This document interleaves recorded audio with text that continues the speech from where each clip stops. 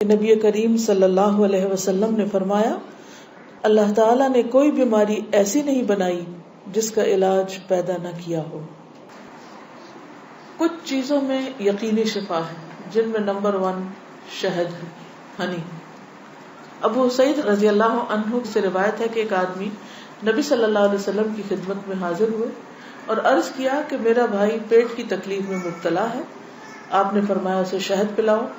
پھر دوسری مرتبہ وہی صحابی حاضر ہوئے، آپ نے اسے اس مرتبہ بھی شہد پلانے کے لیے کہا۔ وہ تیسری بار آیا اور عرض کیا کہ میں نے عمل کیا ہے لیکن شفا نہیں ہوئی۔ آپ نے فرمایا اللہ تعالیٰ سچا ہے اور تمہارے بھائی کا پیٹ جھوٹا ہے، اسے پھر شہد پلاؤ۔ چنانچہ انہوں نے پھر شہد پلایا تو اسے تندرستی ہو گئی، کیونکہ قرآن مجید میں آتا ہے نا کہ شہد کے بارے میں کہ وہ شفا ہے، فیہ شفاء للناس۔ کلونجی میں شفا ہے۔ نبی صلی اللہ علیہ وسلم نے فرمایا سیاہ دانوں میں ہر بیماری سے شفا ہے سوائے موت کے۔ اجوا کھجور، رسول اللہ صلی اللہ علیہ وسلم نے فرمایا اجوا جنت کے پھلوں میں سے اور اس میں زہر سے شفا ہے۔ یعنی اگر آپ سمجھتے کہ آپ کے جسم میں آپ کو بلڈ پوائزنس ہو گیا ہے یا ویسے آپ کے اندر بہت ٹاکسنز ہو گئے ہیں تو اس صورت میں بھی آپ اس سے فائدہ اٹھا سکتے ہیں۔ نبی صلی اللہ علیہ وسلم نے فرمایا جو شخص روزانہ چند اجوا کھجوریں کھا لیا کرے اسے اس دن رات تک زہر اور جادو نقصان نہیں پہنچا سکیں گے۔ بعض جگہ 7 کھجوروں کا ذکر ہے اور بعض اس میں چند دانوں کا ذکر ہے، تو اگر افورڈ کر سکے تو 1 دانہ ہی روز کھا لیں، 3 کھا لیں، 5 کھا لیں، 7 کھا لیں۔ لیکن یہ ہے کہ ایسے شخص کو اگر کوئی زہر بھی دے یا اس کو کوئی جادو کی کوشش کرے تو اثر نہیں ہوگا۔ اسی طرح برنی کھجور کی قسم ہے۔ رسول اللہ صلی اللہ علیہ وسلم نے فرمایا سب سے بہترین کھجور برنی ہے، وہ بیماری کو دور کرتی ہے اور خود اس میں کوئی بیماری نہیں ہے، یعنی شفا کا ذریعہ ہے۔ پھر زمزم۔ ابو جمرہ کہتے ہیں کہ میں ابن عباس رضی اللہ عنہ سے لوگوں کے بے قابو ہجوم کو دور رکھتا تھا۔ ابن عباس ایک اسکالر تھے، مفسر قرآن، تو لوگ ہجوم کر دیتے تھے ان پر، لیکن کچھ عرصہ نہ جا سکا۔ بعد میں جب حاضر ہوا تو ابن عباس نے مجھ سے اتنے دن نہ آنے کی وجہ پوچھی۔ میں نے عرض کیا کہ مجھے بخار ہو گیا تھا۔ ابن عباس کہنے لگے کہ رسول اللہ صلی اللہ علیہ وسلم نے فرمایا بخار جہنم کی گرمی کے اثر سے ہوتا ہے، اس لیے اسے آب زمزم سے ٹھنڈا کیا کرو۔ یعنی بخار کے مریض کو آب زمزم پلائیں بھی، ماتھے پہ پٹیاں بھی کریں، چھڑکاؤ بھی کریں، کسی بھی طریقے سے اس کو ٹھنڈا کریں زمزم کے ساتھ۔ پھر پانی سے علاج۔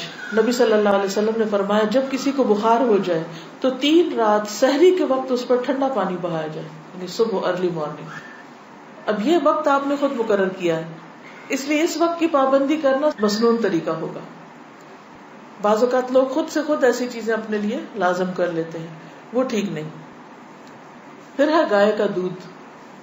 عبداللہ سے روایت ہے کہ رسول اللہ صلی اللہ علیہ وسلم نے فرمایا اللہ تعالیٰ نے بڑھاپے کے علاوہ ہر بیماری کا علاج نازل کیا ہے۔ گائے کا دودھ لازمی طور پر استعمال کیا کرو کیونکہ یہ ہر قسم کا درخت چرتی ہے، یعنی جو جانور مختلف درخت چرتے ہیں پھر ان کے دودھ کے اندر اس کا اثر آ جاتا ہے، یعنی وہ ایک طرح سے ان کے دودھ میں بہت ساری میڈیسنز خود بخود شامل ہو جاتی ہیں۔ حجامہ کے ذریعے علاج۔ ابن عباس بیان کرتے ہیں نبی صلی اللہ علیہ وسلم نے فرمایا بہترین دن جس میں تمہیں سینگی لگوانی چاہیے وہ چاند کا 17واں، 19واں اور 21واں دن ہے۔ معراج کی رات فرشتوں کے جس گروہ کے پاس سے بھی میں گزرا اس نے یہی کہا اے محمد صلی اللہ علیہ وسلم سینگی لگوانے کا اہتمام ضرور کرنا، یعنی حجامہ ضرور کروانا۔ فرشتوں کی ہر جماعت نے آپ کو یہی مشورہ دیا۔ انس رضی اللہ عنہ کہتے ہیں کہ رسول اللہ صلی اللہ علیہ وسلم نے فرمایا جب تم میں سے کسی کا خون بھڑکنے لگے، یعنی بلڈ پریشر ہو جائے، بی پی ہائی ہو جائے، تو وہ سینگی لگوائے، کیونکہ خون کے جوش مارنے سے آدمی کی موت واقع ہو سکتی ہے۔ یعنی بعض اوقات بی پی کے ہائی ہونے سے انسان مر سکتا ہے۔ پھر کھمبی کے پانی میں شفا ہے۔ کھمبی جو من کی ایک قسم ہے جس کو یہ کہتے ہیں مشروم، اور اس کا پانی آنکھ کی دوا ہے۔ عود ہندی میں شفا ہے۔ ام قیس سے مروی ہے کہ میں اپنے ایک لڑکے کو لے کر حضور صلی اللہ علیہ وسلم کی خدمت میں حاضر ہوئی۔ میں نے اس کی ناک میں بتی ڈالی تھی، اس کا حلق دبایا تھا، چونکہ اس کو گلے کی بیماری ہو گئی تھی.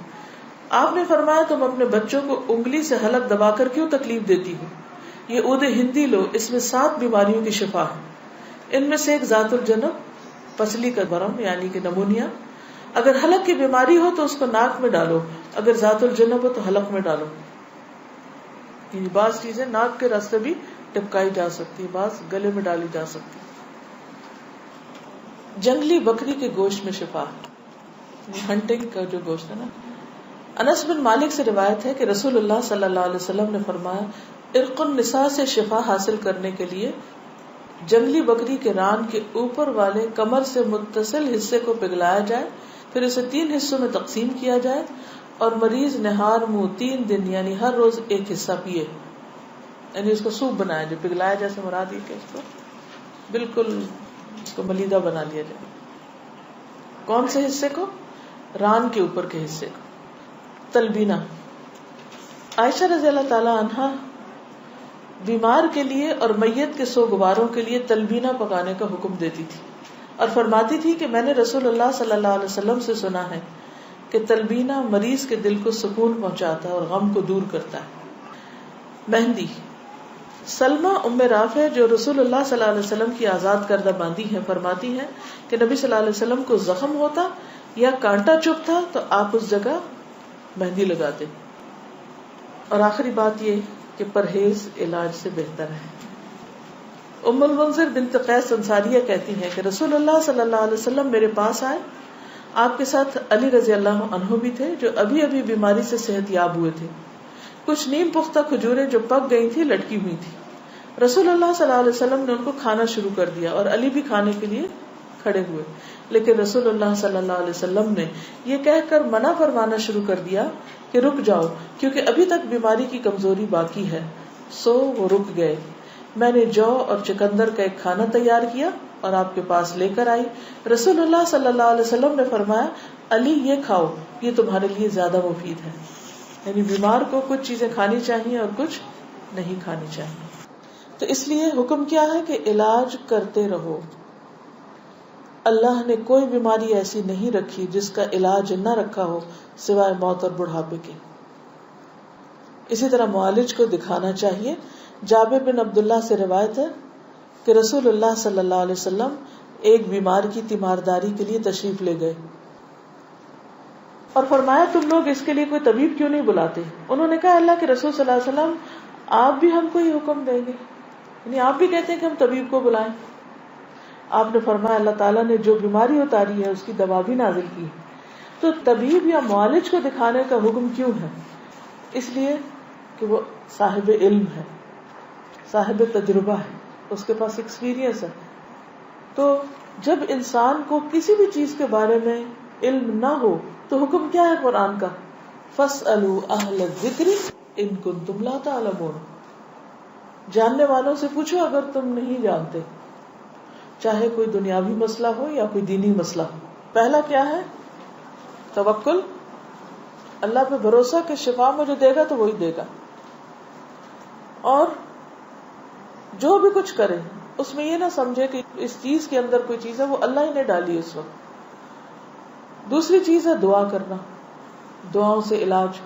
تیسری چیز صدقہ کرنا. کوئی بیماری آئے تو صدقہ کیا جائے.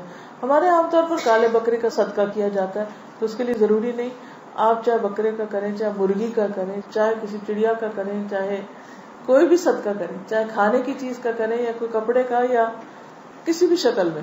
حضرت حسن بصری سے روایت ہے کہ رسول اللہ صلی اللہ علیہ وسلم نے فرمایا داؤ مغداکم بالصدقہ، اپنے مریضوں کا علاج صدقہ کے ذریعے کیا کرو. یعنی آپ کو کوئی تکلیف ہوئی فوراً جا کے صدقہ نکال دیں. تیسری چیز کتاب اللہ سے علاج، یعنی قرآن مجید شفا ہے. اور یہ کہاں سے پتہ چلتا ہے؟ خود قرآن مجید سے ہی پتہ چلتا ہے. وَنُنَزِّلُ مِنَ الْقُرْآنِ مَا هُوَ شِفَاءٌ وَرَحْمَةٌ لِّلْمُؤْمِنِينَ وَلَا يَزِيدُ الظَّالِمِينَ إِلَّا خَسَارًا. اور ہم قرآن میں جو کچھ نازل کرتے ہیں وہ مومنوں کے لیے تو شفا ہے اور رحمت ہے، مگر ظالموں کے خسارے میں ہی اضافہ کرتا ہے. تو قرآن مجید میں جو کچھ ہے وہ سارے کا سارا شفا ہے. لیکن یہ جو کسی پہ خود سے پابندی خود ساختہ لگا دینی ہے نا کہ 300 بار پڑھو یا 1000 بار پڑھو یا رات کے وقت پڑھو یا صبح کے وقت پڑھو یا عشاء کے بعد پڑھو، وہ بعض اوقات لوگوں کو بلا وجہ کی مشقت میں مبتلا کرنا ہوتا ہے. اور نبی صلی اللہ علیہ وسلم کی سنت سے اس کا کوئی ثبوت نہیں کہ آپ نے صحابہ کو کوئی خاص نمبر بتایا ہو اور یہ کہا ہو کہ یہ اس وقت میں بیٹھ کے پڑھو یا اندھیرا کر کے پڑھو یا پانی کے کنارے پہ جا کے بیٹھ کے پڑھو. یہ پھر خود ساختہ پابندیاں ہو جاتی اور لوگ بھی ڈرنے لگتے ہیں کہ اگر یہ 41 دن نہ پڑی یہ چیز تو کام نہیں ہونے کا. نہیں، اللہ تعالیٰ تو ایک دفعہ سے بھی سنتے ہیں. لا الہ الا انت سبحانک انی کنت من الظالمین. اصل چیز ہے کہ اخلاص اور شوق کے ساتھ انسان پڑھے. صرف اس کو ایک رٹو طوطے کی طرح رٹتے رہتے ہیں، پڑھتے رہتے ہیں، نہ کوئی یقین ہوتا ہے، نہ کوئی روح ہوتی ہے اور نہ ہی کوئی سمجھ ہوتی ہے کہ کیا پڑھ رہے ہیں. تو یہ ٹھیک نہیں. اسی طرح غیر شرعی علاج سے بھی پرہیز کرنا چاہیے. قیس بن سکن اسدی کہتے ہیں کہ عبداللہ بن مسعود نے اپنی بیوی کو دیکھا کہ اس نے خسرے کی بیماری کی وجہ سے تعویذ پہنا ہوا تھا. خسرہ کی بیماری معلوم ہے، جو سارے جسم کے اوپر وہ دانے آ جاتے ہیں. آپ نے اسے سختی سے کاٹا اور کہا کہ عبداللہ کی آل شرک سے بیزار ہے. ہم نے رسول اللہ صلی اللہ علیہ وسلم سے یہ بات بھی یاد کی ہے کہ بلا شبہ جھاڑ پھونک، تعویذ اور محبت کا جادو شرک ہے. یعنی کسی کو مسخر کرنے کے لیے جادو کرنا، کوئی ایسے ٹوٹکے کرنا، وہ بھی شرک میں آتا ہے. یعنی بعض خواتین ہوتی ہیں نا، وہ اپنے شوہر کا دل جیتنے کے لیے بابوں کے پاس چلی جاتی ہیں، وہاں سے کچھ عملیات کرواتی ہیں، تو یہ شرک میں آ جاتا ہے. اسی طرح کوئی چیز باندھ کے اسے گلے میں لٹکا لینا، یہ بھی درست نہیں. اس کو پڑھنا چاہیے. اور شرک یا دم جو ہے یہ سب کچھ پھر شرک میں شامل ہو جاتا ہے. اسی طرح حرام ادویات بھی منع ہے. نبی صلی اللہ علیہ وسلم نے حرام ادویات کے استعمال سے منع فرمایا ہے. ابو ہریرہ سے روایت ہے، سنن نبی داؤد. آپ نے فرمایا جس نے حرام چیز کے ساتھ علاج کیا اللہ تعالیٰ اس کے لیے اس میں شفا نہیں رکھے گا. یعنی حرام شفا نہیں دیتا، وہ مزید کسی بیماری کو بڑھانے کا ذریعہ بن جاتا ہے. آج کل آپ دیکھیں کہ کتنا زیادہ سائیڈ ایفیکٹس کے بارے میں آپ سنتے ہیں. تو بعض اوقات ایسی دوائیاں جو ایک مرض کو بظاہر کیور کرتی ہیں، وہ اپنے ٹاکسنز اور جگہوں پر اتنے زیادہ پیدا کر دیتی ہیں کہ جس سے ایک مرض جاتا ہے تو ایک اور نکل آتا ہے، وہ مکمل شفا نہیں ہوتی. الکوہل سے علاج کرنا منع ہے. بعض لوگ کھانسی وانسی میں وہ دیتے ہیں نا برانڈی، اور کہتے ہیں بس ایک چمچہ بچے کو پلا دو تو ٹھیک ہو جائے گا. چاہے اس سے وہ ٹھیک ہو بظاہر، لیکن وہ مزید مرض پیدا کرنے والی ہے، وہ شفا کا ذریعہ نہیں بلکہ بیماری ہے. نبی صلی اللہ علیہ وسلم نے جو فرمایا کہ 3 چیزوں میں شفا ہے، اس میں ایک شربت اصل، شہد پینا، اور دوسرا شرطت محجم، یعنی اس کے کٹ میں وہ جو حجامہ والا کٹ لگاتا ہے، اور تیسرا داغنا. تو میں تمہیں داغنے سے منع کرتا ہوں. 2 طریقے ٹھیک ہے، شربت اصل ٹھیک ہے، شرطت محجم ٹھیک ہے، لیکن داغنا ٹھیک نہیں.